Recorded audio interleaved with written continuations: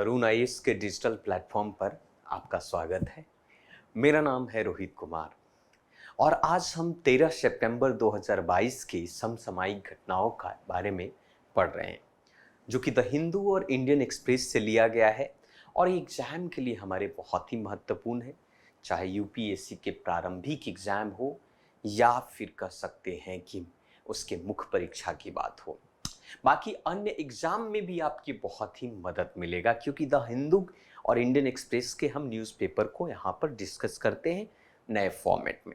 पहली जो न्यूज़ है ये है आपका पूर्वी सीमाएं स्थिर कमांडर की बात ये आई है। द हिंदू का है पूर्वी सीमाएं अर्थात अरुणाचल प्रदेश के का क्षेत्र जो हमारे चाइना के साथ लगता है। ये प्रश्न बनेगा भारत और चाइना के बीच के अंतर्राष्ट्रीय संबंधों से संबंधित प्रश्न बनेगा, अर्थात भारत और उसके पड़ोसी अंतर्राष्ट्रीय संबंध पर यह प्रश्न बन सकता है। समाचार न्यूज में ये कहा गया है कि जो पूर्वी सेना के कमांडर हैं, पूर्वी सेना के कमांडर ने हाल ही में ये कहा है कि जो पूर्वी थिएटर में LAC है, जिसे आप लाइन ऑफ एक्चुअल कंट्रोल आप कहते हैं, उस LAC के निकट स्थिति को स्थिर देखा गया है।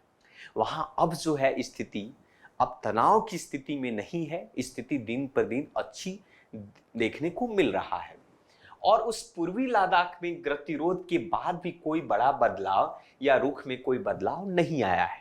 मतलब कह सकते हैं कि भारत और चाइना के बीच में सीमा विवाद को लेकर जो तनतनी हो रही थी, उसमें थोड़ा सा स्थिरता देखने को मिली है।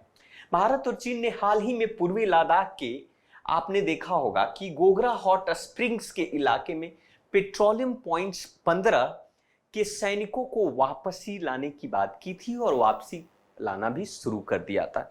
दोनों देश की सेनाएं जो हैं दोनों देश की सेना, भारत और चीन की सेना, अपने सैनिकों को वापस करना शुरू किया था। प्रश्न यहाँ पर बन सकता है गोगरा हॉट स्प्रिंग्स क्या है और ये कहाँ में है, और पेट्रोलियम पॉइंट 15 जो है ये क्या है, इससे संबंधित प्रश्न बन सकता है कि भारत और चाइना के बीच से ये संबंध रखता है। दूसरी बात इसमें जो प्रमुख बातें कही गई है कि भाई जो लाइन ऑफ एक्चुअल्स कंट्रोल के पास में जो भारतीय पहल है वो काफ़ी कुछ किए हैं भाई। आप कह सकते हैं लाइन ऑफ एक्चुअल कंट्रोल है, वहाँ पर भारत की सेना या फिर भारतीयों के द्वारा जो है विकास कार्यक्रम भी चलाए गए हैं, जैसे कि फॉरवर्ड कनेक्टिविटी में सुधार है ना, कि भाई जो भारत की कनेक्टिविटी है सीमाओं तक जाने का, चाहे वो रोड हो चाहे किसी भी माध्यम से ट्रांसपोर्टेशन के माध्यम से, उसमें सुधार किया गया है। वहीं पर ब्रह्मपुत्र नदी पर पुल का निर्माण किया है ताकि एक तरफ से दूसरी तरफ जाया जा सके आसानी से, पुल को रिवर को क्रॉस करने में समस्या उत्पन्न न हो। नई रेलवे लाइंस भी बिछाए गए हैं और पूर्वोत्तर के सभी राज्यों के लिए हवाई संपर्क में भी सुधार किया गया। ये बहुत ही अच्छी बात है। कनेक्टिविटी ही राष्ट्र को बांधने का काम करता है। उदाहरण के लिए आपने देखा कि अंग्रेजों ने भारत पर शासन किया और शासन करने के पीछे था कि सबसे पहले उन्होंने कनेक्टिविटी को मजबूत किया, चाहे रोडवेज कनेक्टिविटी हो, चाहे रेलवे कनेक्टिविटी हो, चाहे कम्युनिकेशंस की कनेक्टिविटी हो, और उसी कनेक्टिविटी के माध्यम से उन शासन प्रणाली व्यवस्था की जाती है। 1857 की क्रांति में भी एक कनेक्टिविटी का बड़ा अहम रोल देखने को मिला है। वही पॉइंट बात करते हैं रक्षा से संबंधित, तो अरुणाचल प्रदेश और चीन द्वारा किए जाने वाले जो आधुनिकीकरण अभियान थे, उस आधुनिकीकरण अभियान का सामना करने के लिए सेना ने आक्रामक मारक क्षमता तैनात किया है, ताकि भविष्य में इस तरीके की गतिरोध उत्पन्न अगर हो तो हमारी सेना जो है इसके लिए तत्पर रहे। तो ये पूर्वी सीमाएं में जो स्थिर से संबंधित जो हमारा खबर है, जो आपके एग्जाम में पूछा जा सकता है और ये बहुत ही इंपॉर्टेंट तौर पर देख सकते हैं। चलिए दूसरी खबर अगर अब देखी जाए, समाचार की अगर हम बात करें, तो यहां पर बात किया जाता है भारत ने संयुक्त राष्ट्र में श्रीलंकाई तमिल मुद्दों को उठाया। आप सभी को पता होगा कि श्रीलंका में आंतरिक युद्ध या जिसे गृह युद्ध कहते हैं भाषा के आधार पर अक्सर देखने को मिला है, क्योंकि 80% से जनसंख्या, श्रीलंका की 80% की जनसंख्या वहाँ की मातृभाषा अर्थात सिंघाला बोलती है, वहीं पर उससे कुछ प्रतिशत जनसंख्या जो है तमिल बोलती है। भाषा को लेकर काफी विवाद उत्पन्न अक्सर उस देश में रहा है, जिसके कारण से बहुत सारे ऐसे नरसंहार की स्थिति भी वहां पर उत्पन्न हुई है और गृह युद्ध जैसी स्थिति हमेशा वहां पर उत्पन्न हुई है। भारत ने हाल में तमिल राष्ट्रीय प्रश्न को लेकर, भारत में आप सभी को पता है कि हमारे भारत देश के 8वीं अनुसूची में भाषाओं के बारे में बात की गई है और 22 भाषाओं को राष्ट्रीय भाषा की मान्यता दी गई है। आप कह सकते एक ऑफिशियल लैंग्वेज की बात कही गई। भारत में भी इस प्रकार के प्रश्न उत्पन्न हो सकते थे, लेकिन भारत ने अपनी बुद्धिमत्ता और इंटेलेक्चुअलिटी के बेस के आधार पर संविधान में इस तरीके से मेंशन किया ताकि भाषा के आधार पर देश के अंदर में विवाद उत्पन्न न हो। कहीं ना कहीं असमानताएं किसी भी रूप में अगर उत्पन्न होती है तो ये देश के लिए हानिकारक है, जैसा कि श्रीलंका में भाषा के आधार पर यह असमानताएं उत्पन्न हुई और आज तक यह असमानताएं चल रही है। भारत ने इस तरीके की असमानताओं को खत्म कर दिया। तो इस संबंधित श्रीलंका की राजनीतिक समाधान में समुचित प्रगति की कमी और चिंता व्यक्त किया है। जैसा कि आप सभी लोग पता है कि भाई श्रीलंका आर्थिक संकट की स्थिति से गुजर रहा है और आर्थिक संकट की स्थिति से गुजरने के बावजूद अर्थव्यवस्था पर ऐसे प्रश्न तो नहीं किए गए, लेकिन वर्तमान के जो संकट के संदर्भ में जो द्वीप राष्ट्र है वो ऋण चालित अर्थव्यवस्था का उल्लेख भी किया गया है। कितना भारत ने की चिंता है कि जातीय मुद्दे को लेकर श्रीलंका का ज्यादातर संबंध भारत से है और उसकी जातीय मुद्दे हैं कि राजनीतिक समाधान की अपनी प्रतिबद्धताओं को श्रीलंकाई समाज सरकार के द्वारा समुचित प्रकृति किया जाए और 13वें संशोधन में 13वें में उसको संशोधन करने की आवश्यकता है। तो मेन संकट का कारण है श्रीलंका के अंदर में कि श्रीलंका के गृह युद्ध की समाप्ति के बाद 13 वर्ष से भी अधिक हो गए हैं और अभी भी युद्ध के समय अपराधों के लिए न्याय और जवाबदेही की मांग कर रहा है। United Nations human rights commission के प्रमुख हालों ने कहा कि भाई बहुत सारे ऐसे कार्य हैं जो देश के विनाशकारी आर्थिक संकट को जन्म देता है, जैसे अतीत के लिए आपको अंतर्निहित दंड, वर्तमान में मानव अधिकार का हनन और आर्थिक अपराध, ये सारी मुद्दाएं जो हैं आपको उत्पन्न हो सकती है।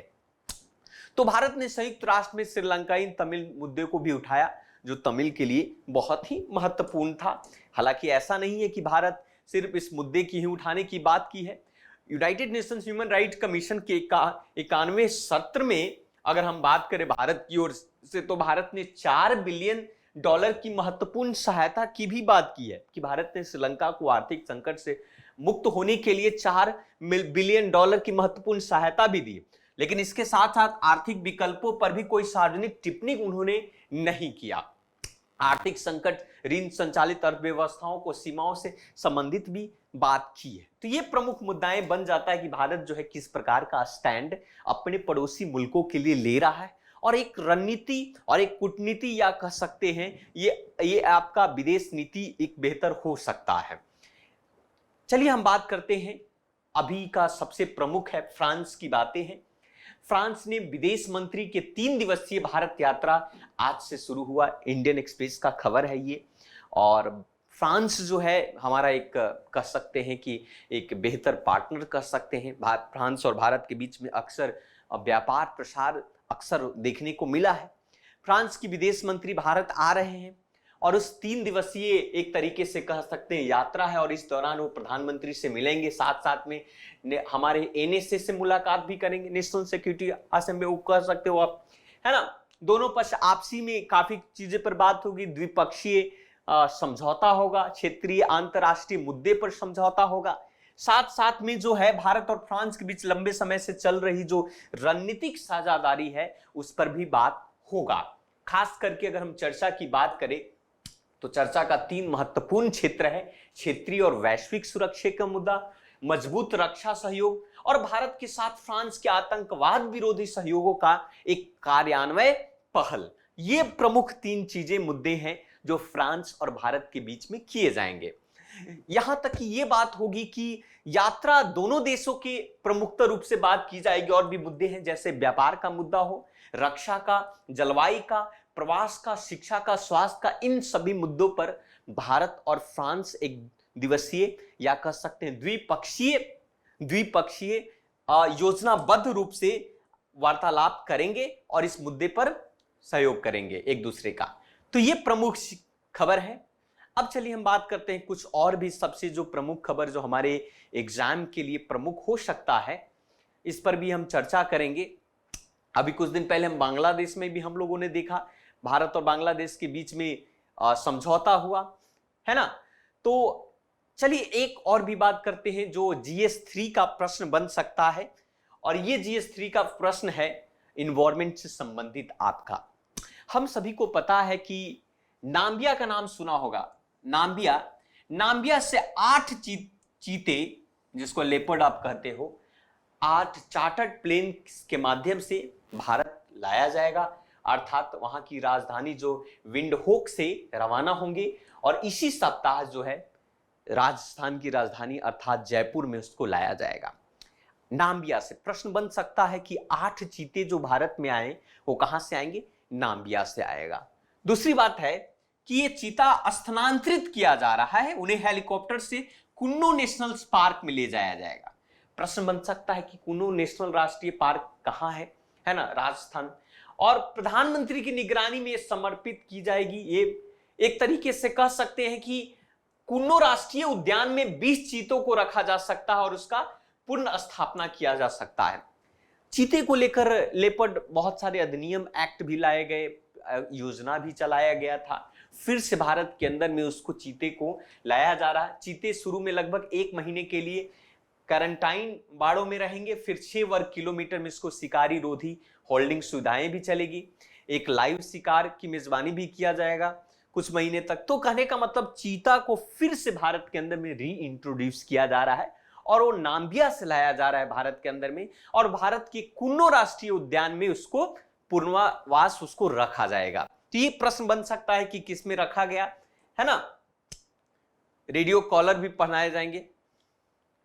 तो ये चीजें हैं आपका।